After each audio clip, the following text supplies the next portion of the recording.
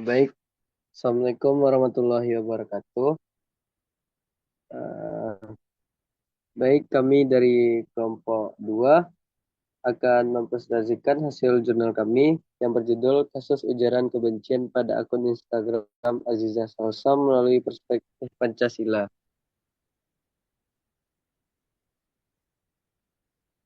Selanjutnya,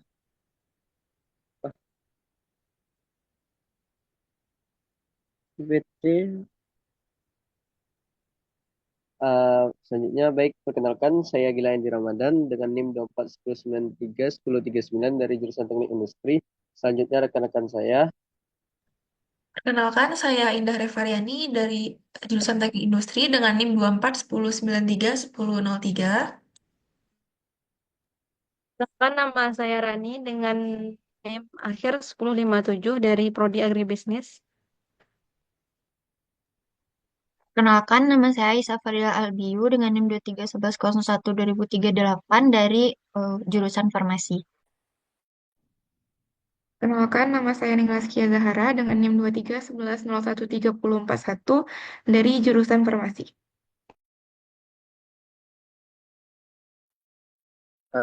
Next, selanjutnya ini luaran jurnal dari kelompok kami. Nah, dari gambar dapat dilihat bahwa ini bukti screenshot submit jurnal dari kelompok 2. Next.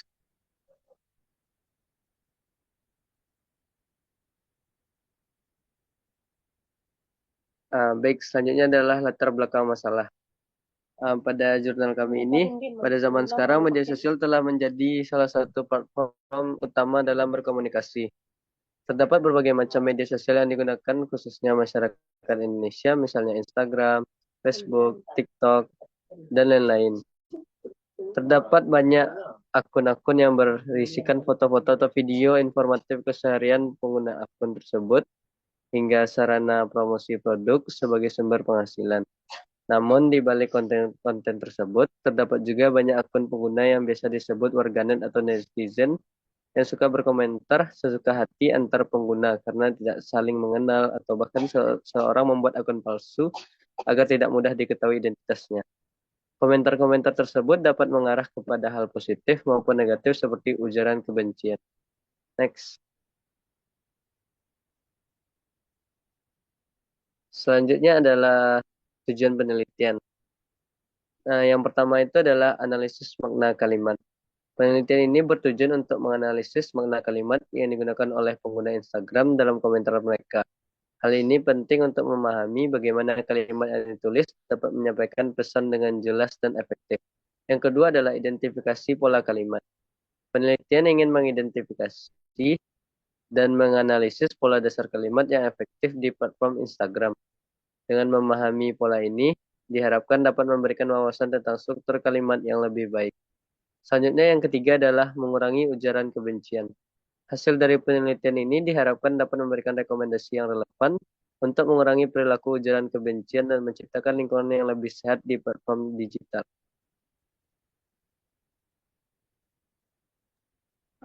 Baik, sekian dari saya, akan dilanjutkan oleh rekan saya. Baik, selanjutnya untuk metodologi penelitian, di sini kami menggunakan penelitian kualitatif, di mana kami menekankan makna dan konteks dari ujaran kebencian, bukan hanya pada data kuantitatif seperti jumlah ujaran kebencian, serta menekankan tujuan deskriptif dan juga eksploratif. Tujuan utama dari teori ini adalah untuk mendeskripsikan dan menjelaskan fenomena ujaran kebencian, bukan untuk menguji hipotesis ataupun mencari korelasi dari statistik. Untuk pengumpulan data, di sini kami melakukan pengamatan berdasarkan observasi partisipatif, di mana kami mendapatkan pengamatan yang mendalam tentang fenomena ujaran kebencian di media sosial dari lingkungan sekitar kami. Selanjutnya, untuk hasil dan pembahasan, berikut adalah beberapa komentar yang kami dapat dari akun Instagram Aziza Salsha. Yang pertama itu, komentarnya, apa faedahnya ngepuji cewek ini mulu, tidur, cari uang? Analisis dari kami itu maknanya menurut KBBI kata faedah itu berarti guna, manfaat yang berarti komentar ini memiliki makna berupa apa manfaat kita selalu memuji wanita ini karena pekerjaannya sehari-hari hanya tidur dan mencari uang. Berdasarkan sila kedua kemanusiaan yang adil dan beradab, kita harus menghargai kehidupan seseorang, dikutip dari Andrean 2024. Sila kedua Pancasila menekankan pentingnya menghargai harkat dan martabat manusia, tanpa memandang latar belakang, status sosial, ataupun kondisi kehidupan mereka. Menilai seseorang tanpa memperhatikan konteks kehidupannya justru bertentangan dengan nilai-nilai kemanusiaan yang adil dan beradab. Untuk komentar kedua itu adalah sok cantik, sok keren. Menurut KBBI, kata sok berarti berlagak, merasa mampu. Yang berarti komentar ini bermakna kamu berlagak seperti orang yang cantik dan keren. Komentar ini bertentangan dengan sila kedua Pancasila, karena komentar ini bermakna ejekan, dikutip dari Savitri dan Anggraini Dini 2021. Keadilan sosial, yang merupakan Pancasila sila kelima, mengharuskan kita memahami bahwa setiap orang menghadapi masalah dengan cara berbeda. Jangan menilai seseorang hanya dari bagaimana mereka mengatasi masalahnya tanpa mempertimbangkan konteksnya. Selanjutnya, untuk komentar ketiga, kalimatnya adalah, dari mana sisi cantiknya sih ini orang? Menurut analisis kami, komentar ini bertentangan dengan sila kelima Pancasila, yang dimana sebagai manusia kita harus memperlakukan seseorang secara adil, dikutip dari Muhammad et al. 2025. Komentar ini melanggar sila kedua Pancasila karena membatasi kebebasan orang untuk bertindak dan berpendapat. Baik, selanjutnya akan dilanjutkan dengan rekan saya. Baik, saya akan melanjutkan untuk komentar yang keempat. Yang pertama, yang keempat, yaitu lo tuh nggak ada cakep-cakepnya.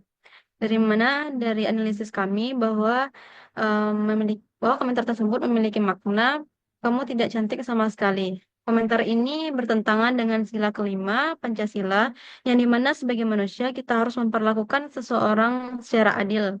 Menurut Muhammad tahun 2025. Komentar ini tidak ada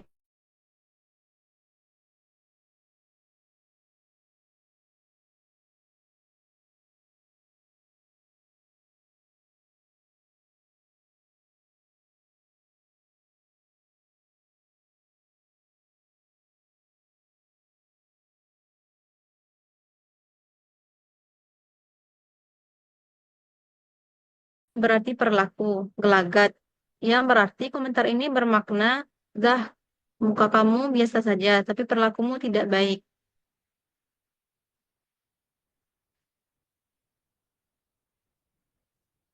Selanjutnya, eh, komentar yang keenam, yaitu sumpah semenjak masalah yang kemarin auranya jadi nggak cakep. Dulu serius. Dimana komentar ini tuh berdasarkan sila kelima Pancasila, yaitu keadilan sosial bagi seluruh rakyat Indonesia. Kita harus mengedepankan keadilan sosial. Keadilan sosial mengharuskan kita memahami bahwa setiap orang menghadapi masalah dengan cara berbeda. Jangan menilai seseorang hanya dari bagaimana mereka mengatasi masalahnya tanpa mempertimbangkan konteksnya.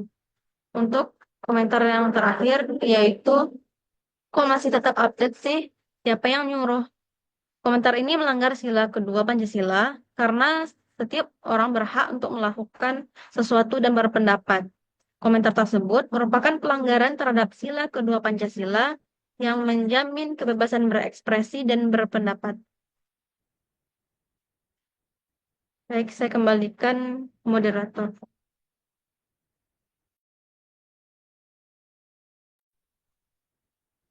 Baik, selanjutnya saya akan menjelaskan terkait kesimpulan. Temuan utama dari penelitian ini menunjukkan bahwa pola dasar kalimat dalam komentar di media sosial seperti di akun Aziza Salsa menunjukkan pemahaman yang beragam tentang penggunaan bahasa Indonesia yang baik dan benar.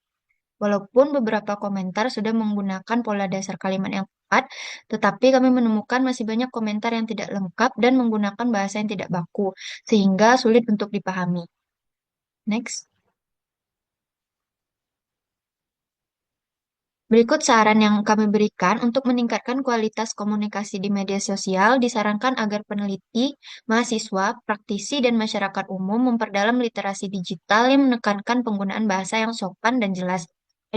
Edukasi literasi digital ini penting agar komunikasi di platform digital dapat lebih efektif dan tidak menimbulkan kesalahpahaman atau menyebarkan ujaran kebencian. Selanjutnya akan dijelaskan oleh rekan saya. Mengenai luaran dari jurnal yang kami pakai, Hasil dari penelitian kami yaitu dengan judul kasus ujaran kebencian pada akun Instagram Aziza Salsa melalui perspektif Pancasila, kami menggunakan luaran dalam bentuk poster, di mana poster ini mencakup beberapa isi, yaitu ada pendahuluan dengan fokus penelitian dan juga tujuannya, di mana kami berfokus pada analisis makna kalimat yang digunakan oleh pengguna Instagram dalam komentar mereka. Tujuannya itu adalah untuk mengidentifikasi pola kalimat komentar negatif di akun Instagram yang kami teliti itu Aziza Salsa dan menganalisisnya berdasarkan nilai-nilai Pancasila. Seperti yang terlihat di poster, bagian pendahuluan menjelaskan ruang lingkup penelitian kami, yaitu selanjutnya ada bagian metodologi yang dimana pendekatan dan teknik analisis kami yaitu dengan cara pendekatan kualitatif dan menggunakan menelaah komentar yang ada untuk mengidentifikasi pola ujaran kebencian yang menghubungkannya dengan nilai-nilai Pancasila. Untuk hasil dan pembahasan kami ini, kami kami menemukan kata-kata kasar dan tuduhan yang mencerminkan perilaku negatif netizen yang sesuai yang sesuai dengan temuan yang tercantum di bagian hasil dan pembahasan pada poster kami. Kami juga menganalisis temuan tersebut melalui lensa Pancasila. Kami menemukan bahwa komentar-komentar negatif tersebut seringkali melanggar nilai-nilai kemanusiaan, persatuan, dan keadilan yang terkandung di dalam Pancasila. Kesimpulan dari poster ini pun, edukasi literasi digital yang berbasis Pancasila sangat penting untuk meningkatkan kesadaran dan tanggung jawab dalam berkomunikasi di media sosial. Juga penting untuk memahami dampak-dampak eh, kata-kata yang kita terap, kata-kata yang kita dan kata-kata yang kita sebutkan dan kita terapkan nilai-nilai Pancasila untuk menciptakan komunikasi yang positif dan konstruktif, seperti yang disimpulkan pada poster dari kelompok 2. Next. Pesan dan kesan belajar bahasa Indonesia khususnya pada kelompok 2. Pesan kami berlatihlah untuk bicara dengan penutur asli untuk meningkatkan kemampuan bahasa dan pemahaman budaya. Dan jangan takut untuk salah, belajar bahasa juga butuh banyak latihan. Pelajari juga bahasa daerah Indonesia untuk memperkaya wawasan. Sedangkan kesan dari kelompok 2, mempelajari bahasa Indonesia itu seru, dapat memberikan banyak manfaat yang menyenangkan, kemampuan untuk menulis artikel, berkomunikasi efektif, dan menciptakan karya tulis. Sekian dari kelompok 2. Terima kasih atas em, terima kasih atas perhatiannya. Apabila ada kekurangan, mohon dimaafkan. Wabillahi taufiq wal hidayah. Wassalamualaikum warahmatullahi wabarakatuh.